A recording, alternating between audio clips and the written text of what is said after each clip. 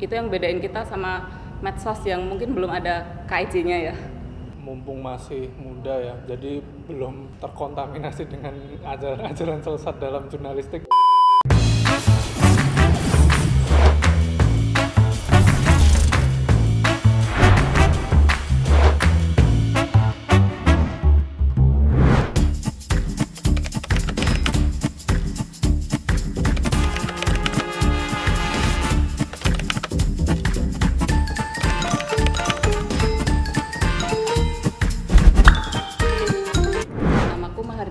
Biasanya dipanggil Dini. Halo, namaku Gani. Lengkapnya Rudal Afgani dari Kantara. Aku Ani Mardan. Saya Lugas Subarka. Namaku Irawan Sabto Adi. Jadi jurnalis sudah 5 tahun. Sampai tahun ini 9 tahun. Sebagai jurnalis itu tahun 2011. Aku baru 2 tahun ini. Udah 2,5 tahun sih Mbak. KIJ itu aku baca waktu kuliah ya. Ketika uji kompetensi jurnalis yang pertama untuk yang muda di Jogja juga tahun 2012. Sejak kuliah ikut lembaga pers mahasiswa. Pas di pers mahasiswa. Sejak saya bergabung di lembaga pers mahasiswa Ekspresi di kampus di Universitas Negeri Yogyakarta, saya sudah mulai membaca itu sih. Sangat relevan karena itu kayak membatasi bagaimana sih kerja jurnalistik yang benar itu. Jadi nggak asal ngeliput terus nulis berita, ngirim berita kayak gitu. Sebenarnya kurang relevan sih kalau saya, karena saya termasuk content writer ya, kayak gitu. Memproduksi artikel-artikel yang pokoknya itu belum sesuai dengan kode etik jurnalistik gitu. Tentu relevan. Itu menjadi pijakan ya, jadi panduan dalam menjalankan tugas jurnalistik sehari-hari.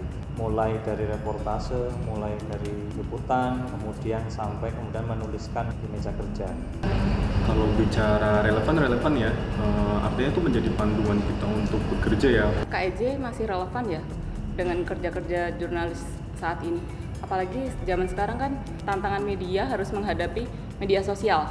Nah, di mana kita punya peran di situ untuk bagaimana bekerja dengan etis. Itu yang bedain kita sama medsos yang mungkin belum ada KIJ-nya ya.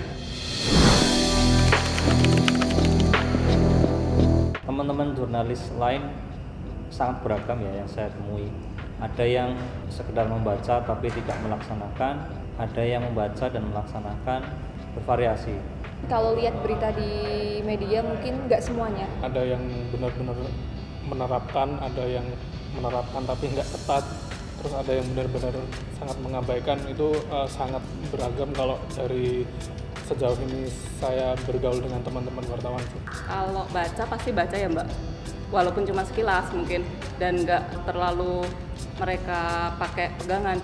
Sebenarnya mereka kemungkinan tidak semuanya ya, kadang-kadang ada miss di lapangan, mungkin mereka terburu-buru atau mereka dikejar editor. Jadi ketika pelaksanaannya di lapangan kadang miss, misal penyebutan nama korban anak atau korban kejahatan seksual, itu terkadang beberapa kali lolos kan di beberapa media, dan itu implikasinya cukup besar untuk masa depan mereka. Ada yang kemudian hanya membaca namun tidak memahami, atau bahkan hanya membaca tapi sudah memahami tapi tidak mengimplementasikan. Itu saya rasa ada sih. Kalau udah paham, berarti menerapkan ke produk jurnalistik mereka. Memahami KIJ tentu saja dengan melaksanakan apa yang menjadi poin-poin di dalamnya dalam kerja-kerja jurnalistik sehari-hari. Jadi nggak sekedar membaca atau menghafal tapi emang diterapkan gitu. Tentu saja mereka bisa mengaplikasikan atau mengelaborasikan apa yang sudah ada di KIJ itu ke dalam kerja-kerja mereka setiap hari yang harus mereka lakukan. Kalau perlu, KIJ itu nggak perlu dihafal. Kalau setiap ada berhadapan dengan isu tertentu yang kemungkinan butuh sensitivitas, kenapa enggak buka kitab dulu gitu ibaratnya. Kita paham apa yang harus kita lakukan dan tidak harus kita lakukan, dan yang paling penting adalah pada tataran implementasi. Jadi tidak hanya sekedar berhenti pada pemahaman, tapi betul-betul tahu bagaimana mengimplementasikannya. bagaimana menerapkannya dalam kerja-kerja jurnalistik.